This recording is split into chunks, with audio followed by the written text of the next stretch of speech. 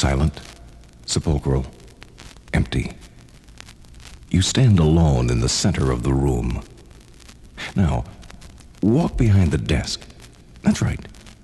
Sit down. Try out that big, comfortable chair. Go ahead. There's no one here. Feels pretty good, doesn't it? Now, shut your eyes and try to hear the sounds that bring this room to life every day. And see how many you can remember. You've got to cut back inventory, J.D. Now, if you'll just let me go on to Tokyo, J.D. But, sir, all the big companies have their own airplanes. This plan will increase our profits by at least 30%. Which voice do you hear the best? This plan will increase our profits by at least 30%. This plan will increase our profits by at least 30%. Of course, improved profits. What corporate chief executive officer would not spark to that idea? But he's bound to have other interests, too. If you want to get your ideas across to him, keep aware of all these interests and be certain that your ideas serve them well. Strange as it may seem, the other voices that you heard represented some valuable contributions, too. Sit tight in that boss's chair a little longer and listen to the voice of J.D. about a month from now. Frank, I've been going over these figures, and our inventories are way out of line. You know, running them this way is costing us too much money, and, Well, you know I've been just as concerned about this as you are, J.D. As a matter of fact, I will... This was the same idea that Frank tried to talk to J.D. about a month ago. J.D. just wasn't interested in inventories at that time. But Frank, as a good executive, kept his powder dry and was ready when his boss brought up the subject, as Frank was certain he would eventually. There was no question about his having J.D.'s attention this time. So, Paul and Ed and I have gotten our heads together, and we've come up with an idea that'll correct the situation, and for a ridiculously small outlay. Now, if you'll just let me go on to Tokyo, J.D. But, sir, all the big companies have their own airplanes. This plan will increase our profits by at least 30%. The voices that are heard in this office are the voices the boss needs to hear at the time they speak. If the subject is currently demanding and the time is ripe, the boss will listen. Of course, the timing can be perfect and the idea just what the boss ordered, but for some reason, you turn him off. Jack, I asked you to come in because it occurs to me that it might be a good idea for our company to employ a full-time pilot and buy an airplane. You know, a lot of companies are doing this now, and I think... The very words I used to you in this office just 6 weeks ago, sir. I'm glad to see you're taking my advice. Taking your advice? I don't remember your saying anything Well, about... sir, you were pretty busy that day. But anyway, I'm glad you like my idea. Yes, but generally, Jack, what type of plane do you think will Just do leave that up to me, sir. I'll be right on top of it as usual. Remember those World Series tickets? And the suite at the convention? No need to rush, really, Jack. Just a thought. I'll get back to you. Jack has killed his boss's pleasure in toying with a new idea and killed his own chances of ever arousing the boss's interest in the subject again, simply because he was trying to make points instead of proving a point that J.D. would have liked to encourage. Jack can perhaps be forgiven if he'll learn in time to sell the idea instead of himself. Even so, many an old pro can strike out occasionally, like the man who phoned J.D. that he wanted to go on to Tokyo. He's Harry, the company's director of purchasing. J.D. told him to come on home, even though he had ample justification for making the trip. Well, Harry could sense that J.D. was going through a rough day, and that any further pressure from him would spark a complete veto of an important idea. As it turned out, J.D. called him in a day or so after he returned. Sorry I couldn't let you extend your trip the other day, Harry, but, well, I needed you very badly to take care of some things here. Yes, I found them on my desk when I got back. They're all straightened out now, and anyway, it gave me a chance to work up a couple of proposals for you to consider. Oh, well, let's see them. Well, this one involves getting the job done by taking that trip to Tokyo. Yes? And this one could be accomplished by not even leaving the office. I see. Now, there are pros and cons to each one, J.D. I'd appreciate it if you'd let me know as soon as possible which alternative you favor. You know, there's a lot of capital riding on this, and I should get started without delay. You'll have my answer Monday. Harry wound up by going to Tokyo after all. But most important, he got the overall plan approved because he was willing to back down on minor points and because he gave J.D. some practical alternatives in making a decision. Tired of sitting in the boss's chair? There are days when J.D. gets pretty tired, too. When you want him to buy your idea, remember these key points. Pick the proper time. Stimulate his interest. Sell the idea, not yourself. Compromise when necessary. Present options. And above all, if you want to get your ideas across to the boss, remember what it sounds like to sit in his chair. You've got to cut back inventory, J.D. Now, if you'll just let me go on to Tokyo, JD. But, sir, all the big companies have their own airplanes. This plan will increase our profits by at least 30%. This plan will increase our profits by at least 30%. This plan will increase our profits by at least 30%.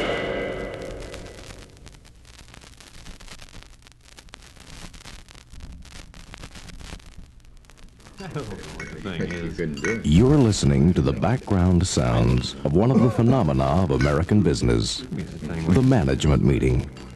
It's not exactly a situation that calls for what is commonly regarded as public speaking. It's certainly not a private tete-a-tete. It falls somewhere in between. It demands that you speak, communicate effectively to people who are depending on you for company progress. No matter how often this in-the-company kind of challenge occurs, it is terribly important that you handle yourself well at these meetings. The impression that you make is often a lasting one. Suppose, for example, as one of the management team, you heard one of your middle management people start off like this. And as I looked over this stimulating aspect of alert faces last year, I was so moved by the powerful potential here that it captured my mind. Even as I tried to lure the wily trout in his bubbling native habitat, a vacationing Isaac Walton with rod and reel, or like a carefree youth, I traversed a dusty country road in tune with the wonderful world. I think that's more than enough. Tedious, embarrassing, and the speaker is so committed to seeing his name in lights as a great speaker, he never gets the show on the road. He's Corey Wilson, the company's personnel manager. What's more important, no one in his company has ever heard him talk that way. But that's the way Corey Wilson would speak if he didn't discipline himself to get to the point and concentrate on the message. Here's the way Corey Wilson really sounds. This past year, our overall goal in personnel was to reach beyond the essential tasks of recruitment, training, and safety, and engender a feeling among all employees that they are working for and with interesting and very real people, as opposed to a corporate machine. Corey Wilson had some interesting information to pass on, and he wasted no time in doing it. Excellent as Corey's presentation was, the shortest, meatiest, and most widely applauded report was made by Robert Grigsby, Vice President for Sales. Now, if Grigsby had treated this meeting lightly, had just thrown something together at the last minute, relying on luck and mother wit to pull him through, the result could have been disastrous. Now, let's get back to the figures I gave you in the beginning. No, let's see. Did I give you the production ratios? No, I guess not. All right, anyway, it won't take but about 10 minutes more to go back over it. Besides, I'd better get those first and then go back to our target figures against the same figures for the month before. Maybe against the same month last year. Where was I? Pretty gruesome, isn't it? Fortunately for George Grigsby, that's not representative of his speaking style. The real George Grigsby is a corporate vice president because he knows how to get things done, including giving a talk like this. Now, gentlemen, figures can tell a dramatic story of success or failure, and I'm happy to say that the figures I'm going to reveal to you today represent good news for all of us. Now, if you look at this chart, you'll see how month by month our sales figures have climbed. That speech lasted 11.5 minutes without a hesitation or bobble, and everybody listened with great interest. Of course, some 30 hours of Grigsby's time went into producing that 11.5 minutes of pure motherlode. Grigsby listed his objectives, outlined, checked, and rechecked facts, wrote it down, edited, re-edited. Finally, When he was satisfied with what he had on paper, he locked himself in a room, alone, and rehearsed in front of a mirror with his charts for hours until he could have made his presentation without notes, in his sleep.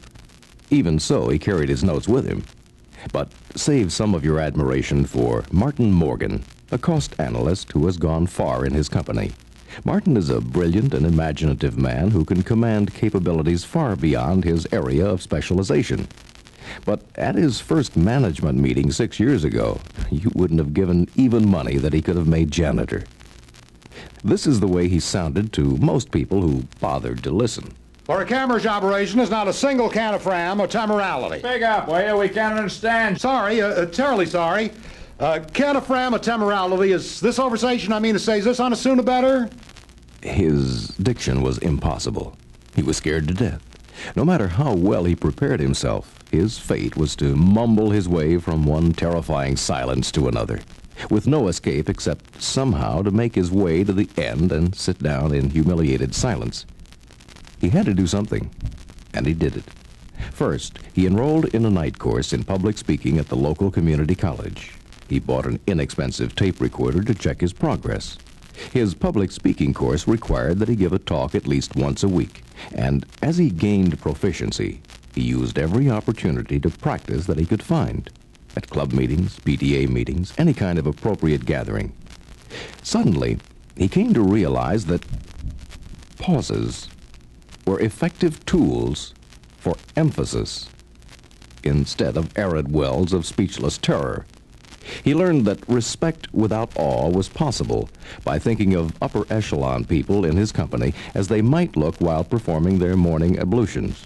Finally, he could not only speak with authority, he could deal with hecklers. Oh, listen, Marty. You green eye-shade people are all alike. You can't see the facts for the red ink. Maybe you're right, Bill, and I'm glad you brought it up. Now, perhaps you'll be good enough to run down the points I've missed.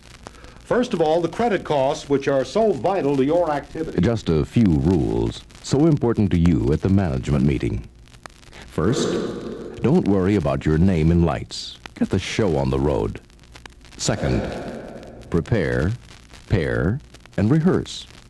Third, speak up and be heard. Speak clearly and be understood.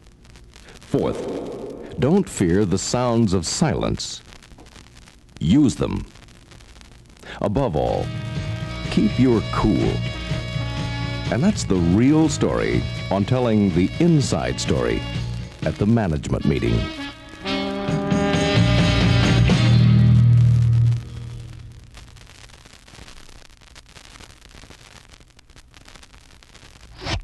Bullseye. Bullseye. Bullseye. A bow and arrow, simple and direct. And in the hands of an expert, it hits the target every time. The expert manager does the same thing with words, using them quickly and effectively to get the idea across and cause specific action to be taken by other people right on target. First, draw a bead on that target. Then, take aim and let go. Bullseye. And last but not least, record your score. Drawing a bead when your arrows are words is simply a matter of establishing a common ground of communication with the person you're trying to motivate. Know him well enough to speak on his terms. Know yourself well enough to know how you sound to him. Here's Pete Carson, a plant manager, talking on the same subject to his division vice president, a plant foreman, and a machine crew. Here's what he said to the vice president. Yes, sir. The lab analyses have come back affirmative on Amphol 12 for the kind of operation we're going to start running next week. Yes? Yes, that's right. I've had purchasing order a tank full, which will give us enough for a week's run. Now, since the purchase order will be coming your way, and because of your keen interest in this project, I wanted to fill you in on So our much fund. for the vice president. Now for the foreman. Next week, you'll get your first tank car lot of Amphol 12. The new amino acid wetting agent I was telling you about. Decide where you want to unload and store it for use on unit number 2. Now, when 2 starts up again, then arrange... Now the target is the crew. The green stuff in this bottle is called Amphol 12. Starting with A shift on number 2, You'll stop using the yellow stuff you've been using in the slip suit and start using this green stuff, Amphol 12. You see, we're changing because we believe that Amphol 12 will give you the smoother run that you guys have been hollering for. Now watch it very closely, will you? And tell us how it seems to work. And then Notice how Carson changed his approach to each person, but in each case he was very specific as to what he wanted.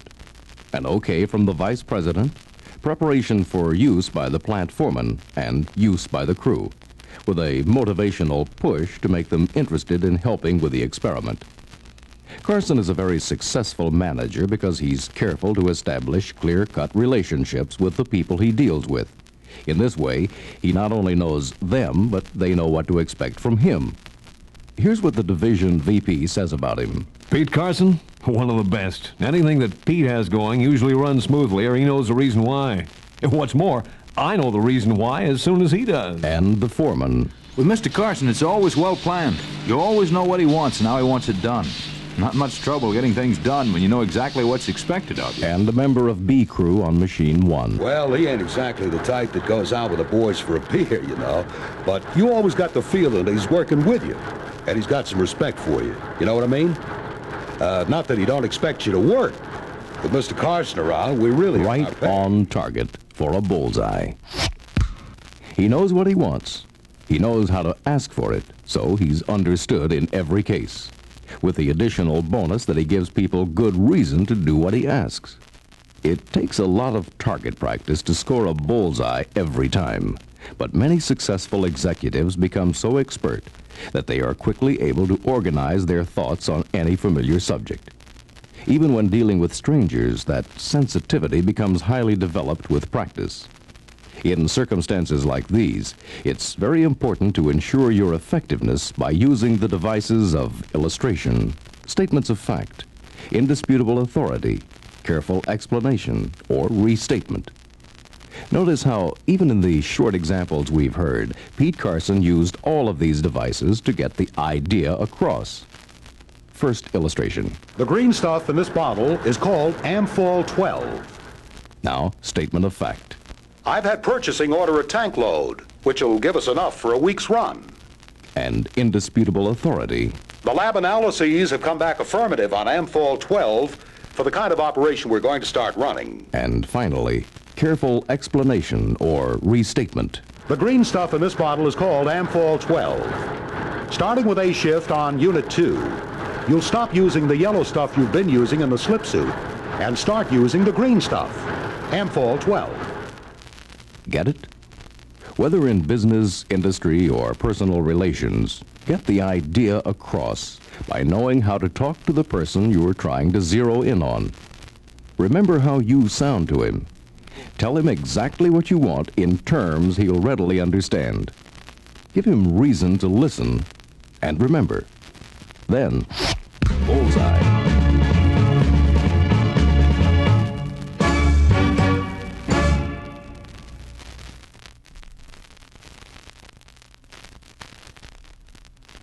To get your ideas across most effectively, it's imperative to use the right word in the right place at the right time. Words are tricky, especially when coupled with gestures, moods, and circumstances. And frequently, words may have many different meanings and draw many different responses. Here is an example using a word with which everyone is familiar. Dog.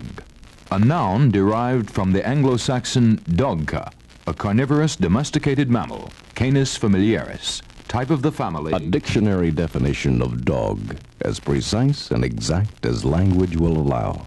But when you hear the word dog, does it conjure up from your total experience with dogs a feeling of amusement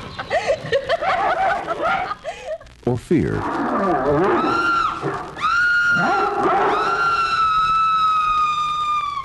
Or does it mean something else entirely?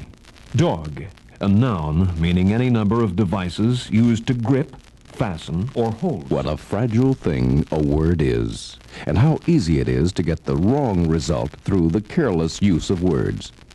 The simple word dog can be used as a noun, adjective, or verb, and has at least 9 separate and different dictionary definitions. What's more, the word dog can be used to cajole, to insult bitterly, to engender feelings of anger, joy, or paralyzing terror. It's all a matter of how dog is made to work as a word on the people who read or hear it.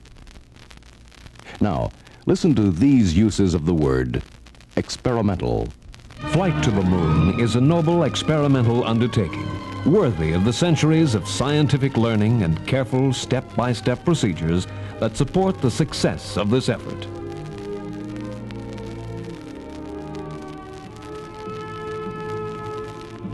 Flight to the moon is admittedly an experimental undertaking, but the chances of success outweigh the chances of failure by a wide margin, especially since we can profit by the mistakes of the past. Experimental is used in both statements, but in the first, it is surrounded by positive words like noble, worthy, scientific learning, careful, and success, which give confidence.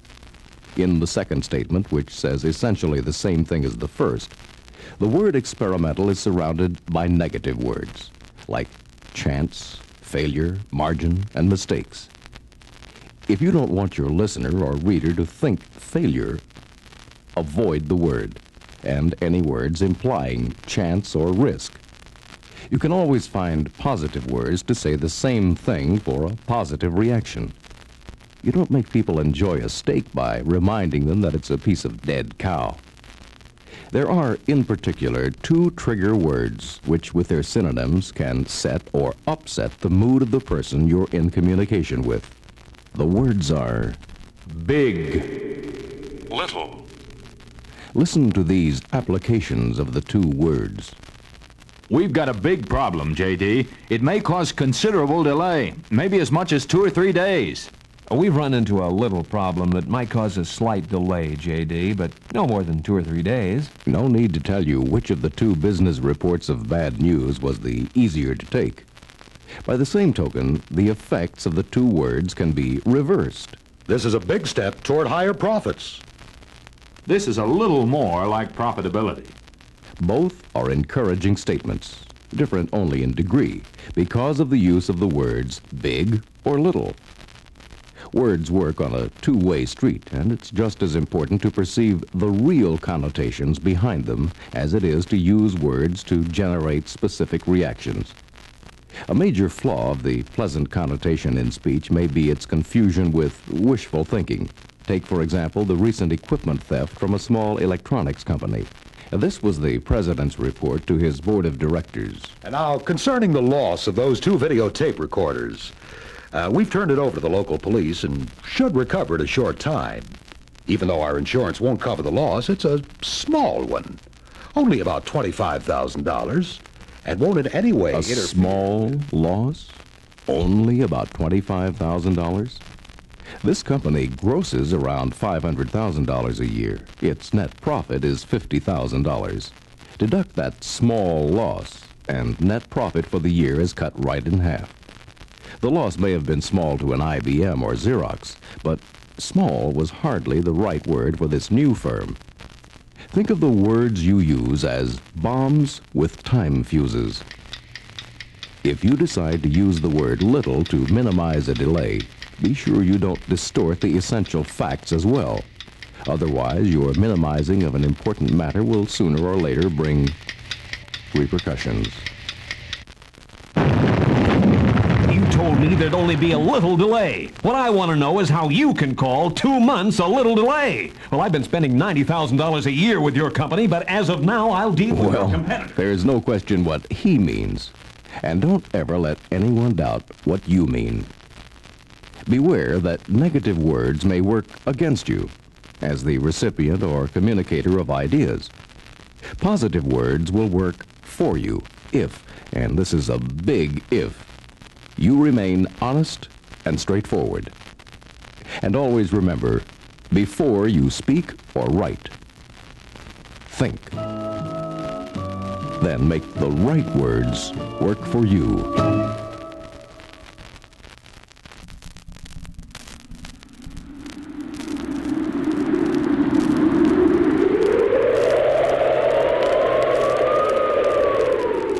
want you to know that my door is always open. Open. Honey, I'm home. Did you see the boss today, John? Well, did you? Did you? No, I'm afraid I didn't, dear. Well, for goodness sakes, why not? Same old story, huh? His door was closed again. You just keep coming back, John, and we'll have something for you pretty soon now. Gee, John, I meant to have an answer for you on that, but, well, I've been so busy, you know. Maybe next week, or next month, or next year. You see, sir, all we have to do is take these 3 units here, and you put the top part on. Excuse me, John, just a sec. Miss Fenshaw, will you get off a note to J.B., and tell him I'll meet him for cocktails Friday. Now, John, you were saying about those 4 units? It's 3 units, sir, only 3. Now, if you take these 3 units here and move them over to the... Go ahead, John. I'll just place this call while you're talking. Right. Well, you can move them just maybe 100 feet to the west side of the... hello? That you, Harry? Yeah, this is Ferd. Now, I just wanted to know whether...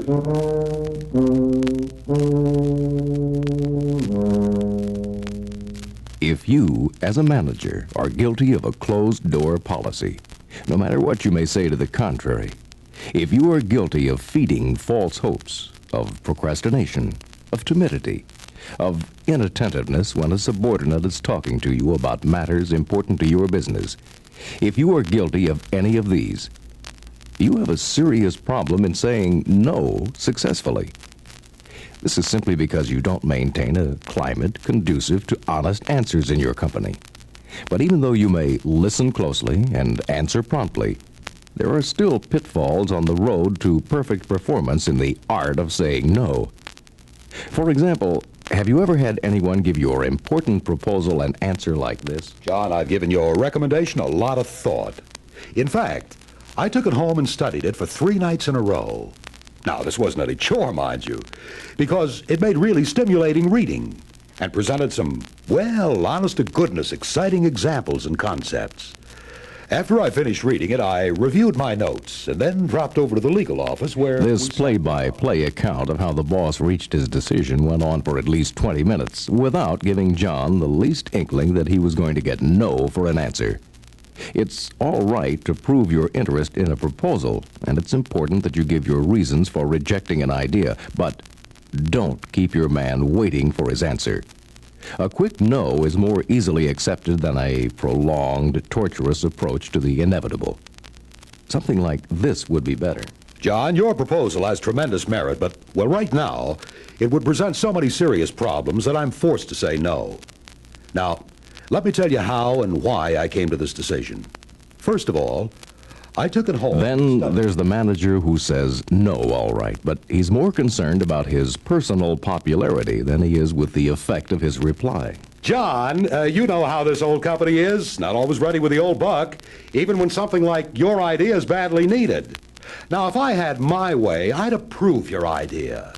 But I can't do that and keep on working for an outfit that's as backward as this one is. How about that? Not only has the boss failed to take responsibility for his decision, but he's left John completely in doubt about the company he's working for. John got his prompt no, but he also got the idea that it might be better to get another job. Timidity often leads incompetent managers to soften a no in other ways. Gee, John, I hate to say no to you on this, but that's the way it's got to be, old buddy. For now, at least. Come on. Come on, let's get out of here for a little drink and some lunch. And when we get back, remind me to set up a pair of tickets for you and the missus to see that new... Sounds like the boss is apologizing for saying no, doesn't it? And John may well take the apology as a show of favoritism and continue to press for a favorable answer, when, in reality, there's no hope at all. On the other hand, an honest and continued interest can be excellent. After saying no to an employee, this manager called him into his office a few days later. John, we have a problem at our shipping department, and it occurs to me that if you could dig into it the same way you dug into that proposal I had to turn down the other day, you'd come up with a fine solution for it. The manager has followed up on his no to John to show that he still has respect for John's capability and ideas despite the squelch. The art of the successful negative, as you can see, is developed in 4 ways. First, maintain a candid climate by punctuality in giving answers, by attentiveness and directness in dealing with employees who must have replies of some sort. Don't feed false hopes. Second, when you have to say no, start off by simply saying no. Then give the reasons, briefly, candidly, and clearly. Third, take full responsibility for your negative decision. Finally, give your employee honest, realistic encouragement to keep trying.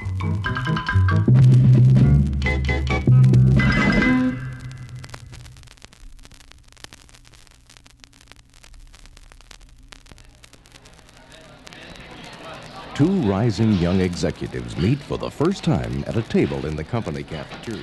Hey, you mind if I sit here? Okay with me. Say, aren't you in the finished products division? Yeah. About now, I feel like a finished product. Oh, yeah? I'm getting to my desk before daylight, leaving after dark, taking work home with me. I still can't catch up. You know, I've got 2 baskets full of memos now I haven't even looked at. Oh, man, it's rough. Yeah. I used to have that problem, too, but no more.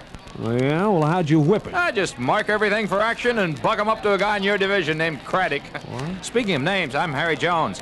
What's your name? Herbert J. Craddock.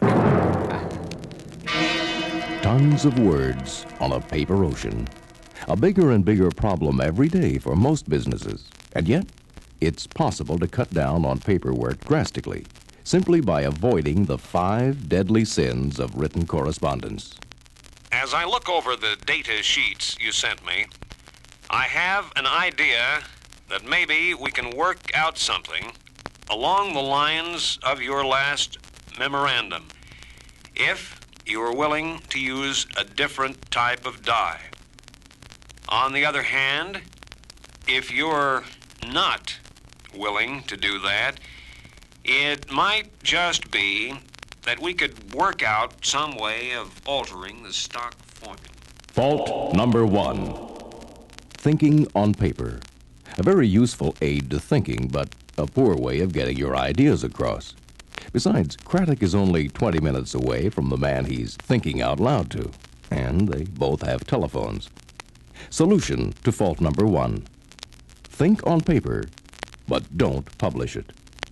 Conferences in person or on the phone are the best means to the communications end. Just a note to thank you for your thoughtful note of thanks you sent me on January 5th. We're truly grateful that you're grateful and hope for your continued interest in our product. Sincerely yours, and so on. Fault number 2. Not every letter has to be answered, you know. And there's some virtue in knowing when to quit in favor of avoiding a self-perpetuating correspondence which serves no useful purpose. Solution? Just ask yourself a question. What useful purpose will be served by replying to this letter? On May 12th through 15th, workmen will be resurfacing the south driveway to the administration building. On those days, use the north driveway to the parking lot. General distribution on that, Miss Fenwick, to all employees. That's 2,023 copies. Why doesn't he just put notices on the 12 company bulletin boards? Fault number 3. Inefficient distribution, resulting in a communication overkill. Solution? Think of the simplest way of reaching people with a message. Bulletin board, public address system. Sometimes if you ask her, an experienced secretary can tell you the simplest way to get the word around. A simple mimeographed slip in a pay envelope can cut down on distribution problems immensely. Well, I'm happy to say that Craddock is speaking to Jones again, and they join each other for lunch regularly to discuss mutual problems. Since I'm not sending you my correspondence anymore, I have some real problems. Oh, yeah? Yeah. I get all these customer letters, mostly inquiries, and they must be answered individually. Oh, yeah. I'm just spending too much time dictating. And, you know, the letters sound stale and trite. Right. Well, Harry, are the inquiries pretty similar? Yeah, as a matter of fact, they are. Most of them ask 2 or 3 of the same basic questions. Yeah, well, look, why don't you work up half dozen letters, really good ones, that'll give replies to most of these inquiries. You assign them numbers and let your secretary take care of replies with a form letter that you designate. Hey, that's a great idea. Yeah. How did you come up with that so quickly? Well, I used to have to answer your mail, remember? Fault number 4. Unnecessary personal correspondence. Solution? Don't write a personalized letter if, for instance, a self-addressed return card can get the action. Analyze personalized letters which are necessary and work up standard form letters if possible. The president of a large Midwestern firm makes this observation. Few people are hired today on the basis of writing ability. They're interviewed, tested, and judged for special skills and for personal qualifications. But unless a job requires professional writing, a writing test is rarely given. Result? Many employees who know their specialties cannot write the letters and reports their jobs demand. Solution? For business, appropriate writing tests for such people.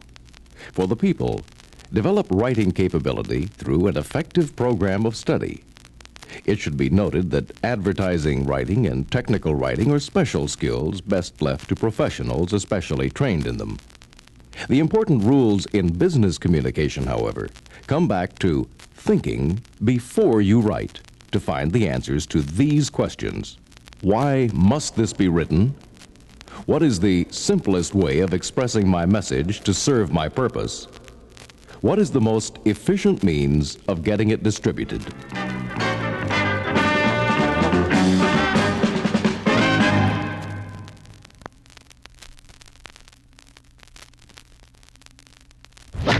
Doggone it. I don't know what's happened to my golf swing. Well, maybe a little time with a club pro would help, J.D. No, already tried it. No good. Just more frustration. You know, it's getting so golf isn't much fun anymore. Maybe I better lay off for a while. I'll sure miss these Saturday games. Well, I will too, Pete. You know, you are good company. And getting together like this kind of keeps the lines of communications open. That's what J.D. thinks. Actually, the problem with his golf game is a nagging, gnawing feeling of unease about how things are really going at the company. There, he's come to rely on Pete as his right arm. The following Monday, he tried to put his finger on the problem. He'd seen a lot of Pete at lunch and on the golf course, but it occurred to J.D. that it had been a long time since he had talked at any length with Pete at the office. I asked you to drop in this morning, Pete, because I haven't heard anything recently about how the Higgins project is going. Well, to tell you the truth, J.D., I can't give you a report on it, in any kind of depth. Not until I talk to Harry Stubbs about it. I tossed the ball to him. Why don't I just have Harry come on in? He'll have the whole story at his fingertips. But, Pete, I thought you were handling the Higgins project personally. It's the top priority project in your division. I'm sorry, J.D., but it involves such a small volume. I had no idea. Well, I suppose I should have spelled it out. But we've been so close on so many things, I felt certain you'd realize the At least once a week, J.D. and Pete lunch together. At least once a month, they play golf together. But somehow, important lines of communication were lost. This startling discovery prompted J.D. to do something to correct the situation. Pete, I want you to go back to your office and list all of the projects your division has underway. Then assign them the priorities that you think I want. And I'll do the same thing here. Then tomorrow, let's get together and compare notes. Well, that's it, J.D. How's the batting average? Here's my list of priorities. Read them and weep. Oh, bad, isn't it? And I thought I understood you pretty well, J.D. Well, it's as much my fault as yours. Now, the point is, how deep does this go into the company? And how broad? As a matter of fact, I was worrying about the same thing before I came in here this morning. And, well, I made up another list. Another list? Yes, I listed what I believe I'm responsible for, what I have authority over, what I'm accountable for, and what my objectives are. Say, let me see that list. Well, what do you think, J.D.? You're right on target with this list of responsibilities, Pete. Now, here's what I think you ought to do. I want you and every other division manager to have all of the supervisory people in their departments prepare a list just like this one. and then go over it with each of them. Then the results Within a should short work along time, the- J.D. had set up a communications evaluation program throughout the company. Pete's report to J.D. on this exercise was revealing. More often than not, my supervisor's performance level in any subject was directly related to his understanding of priorities. But even more important, his overall performance seemed to depend on understanding his general responsibilities, his scope of authority, his area of accountability, and his objectives. Of course, simply having a yardstick to measure efficiency of purposeful communications is not enough. The yardstick must be used. Miss Martin, please send a memo to all supervisors as follows. During the next week, I plan a series of individual conferences with each of you in order to determine how I can be most helpful in furthering your assigned responsibilities. Please be prepared to brief me. Pete realized that although he had talked to J.D. several times every week, it had rarely been on specific matters of progress in the company. Also, he realized that the same communications gap existed between himself and his own staff. Now, he has regularly scheduled meetings at least twice a year with all supervisory personnel to review responsibilities, accountabilities, and objectives. J.D. is doing the same thing with Pete and other division heads. And it's J.D. at the top of the management pyramid who seems to benefit the most from the free-flowing communications within his company. Wow, what a drive, J.D. You know, your game has really picked up recently. How did you correct that swing? Well, it wasn't easy, Pete. The new pro, huh? No, I just quit worrying. What? You know, before we set up Operation Communication, I kept having the nagging feeling that I just didn't know what was going on. It was about to worry me to death. I was tense, nervous, couldn't sleep. Now, see what I mean? I see what you mean.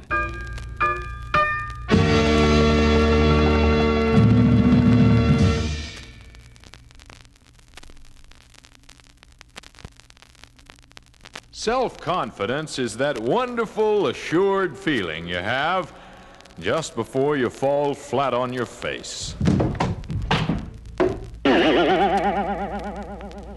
That's how some executives feel about public speaking. It's a philosophy, however, I hope you don't buy. No need to. You see, the pain can be taken out of making a speech. In fact, with time, effort, and the development of confidence, speech-making can be stimulating, invigorating, downright fun. And what a bonus to any executive who can do it well. Listen to what the great industrialist Charles M. Schwab once said. I'll pay more for a man's ability to speak and express himself than for any other quality he might possess. Imagine, with the many refined talents required in business, management, sales, law, accounting, Charles Schwab rated self-expression #1.